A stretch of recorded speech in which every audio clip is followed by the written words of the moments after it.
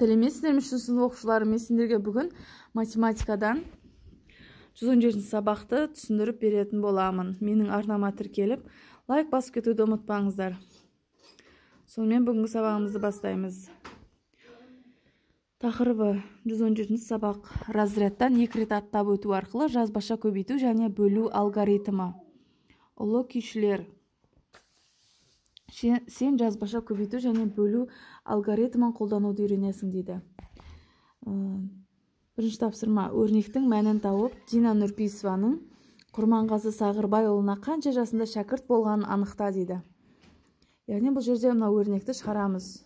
958 жақшаның ішінде 958 алынған 28 көбейту 6 алынған 700. Жақшаның сыртында бөлуген 10. Яғни бірінші көбейтуді орындаймыз. Яғни 28 көбейтілген 6, 168.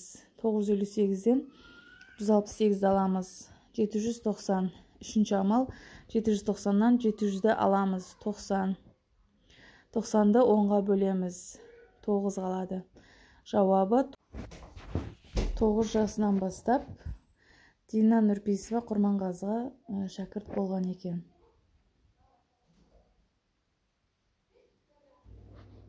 Екінші есеп. А көбейту қалай орындалған қара дейді. Яғни бұл жерде 165 пен 3-ті баған түрінде көбейткен. Яғни 3-ке 5-ті көбейтеміз. Яғни бірліктерді көбейтеміз бірінші. 15 болады бір ойда.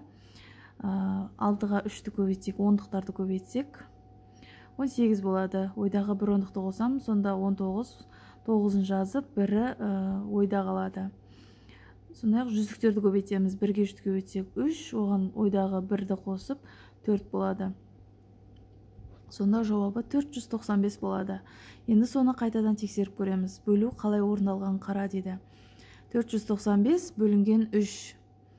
Яғни 4-ті жүздікті бөлеміз бірінші. 3 1-ге көбейтеміз. Одан 19 қалады. 19-ді 3-ке бөлсек 6, яғни 18.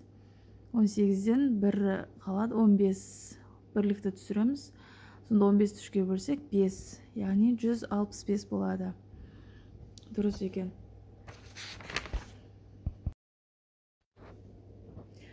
Баған түрінде орында дейді. Яғни 144-ті 3-ке көбейтеміз. 432. Бана мысалы ретінде өзіміз көбейтеміз. Бірінші бірліктерді, одан кейін ондықтарды, одан кейін жүздіктерді көбейтеміз. 168-ді 4 көбейтсең 672, 145-ге көбейтсең 290, осылай көшіріп аламыз. Баған түрінде орында дейді. Бұл жерде бөлу екен. 789-ді баған түрінде бөлеміз 3-ке. 3-ке 2-ні көбейтеміз 6, 7-ден 6-ны аламыз 1 қалады. Ондықты түсіреміз 8, 18, 18 3-ке бөлеміз 6. Бірлікті түсіреміз 9, 9 3-ке бөлеміз 3. Яғни жауап 263. Осылай баған түрінде шығарып аламыз.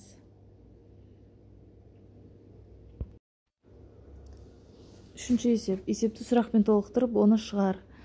Сұрақтың бірінші нұсқасын ойластыр. Музыкалық байқауға әрқайсысы 18 адамнан тұратын 6 топ және әрқайсысы 23 адамнан тұратын 5 топ қатысты. Яғни шартын құрамыз. 18 адамнан 6 топ, 23 адамнан 5 топ. Барлығы қанша адам барды дейді. Шешуі 18 көбейтілген 6, 108 адам. Яғни бұл бірінші топта. Алтыншы топта 23 көбейтілген 5 тең 115 адам. Бұл бесінші топта. Одан кейін 108-ге 115-ті қосамыз, 223 адам. Жауабы музыкалық байқауға 223 адам қатысты. Төртінші есеп. Есепті теңдеудің көмегімен шығар. Шағын автобуста 26 орын бар. Концертке баратын адамдар 3 шағын автобусқа тең бөлініп отырғызылды. Концертке неше адам барды дейді. Яғни X деп концертке барған адамдардың санына белгілейміз. Бірінші шағын автобуста 26 орын, 3 шағын автобуста қанша адам дейді. Яғни шешуі X бөлінген 3 тең 26. X тең 26 бөлінген 3. 26 көбейтілген 3. X тең 78. 78 бөлінген 3 тең 26. 26 тең 26. Яғни 78 адам барды. Сонда әр шағын автобуста 26 орыннан болса, 3 шағын автобуста 78 адам барды. Сондай. 5-ші есеп. Кесте бойынша өрнек құрастыр және жаз. Олардың мәнін тап дейді. Яғни қосындының мәні 357 көбейтілген 2, қосылған 65, бөлінген 5. Яғни 357-ні 2 көбейтеміз, 714, 65-ті 5-ке бөлеміз, 15. Сонымен 714-ке 15-ті қосамыз, 729 шығады. Екіншісі, 100 алынған 78 қосамыз, 310. 100-ден 78 алсақ 22, оған 310-ды қоссақ 332. 604 қосылған 7 көбейтілген 11, яғни 77. 604-ке қосамыз 681.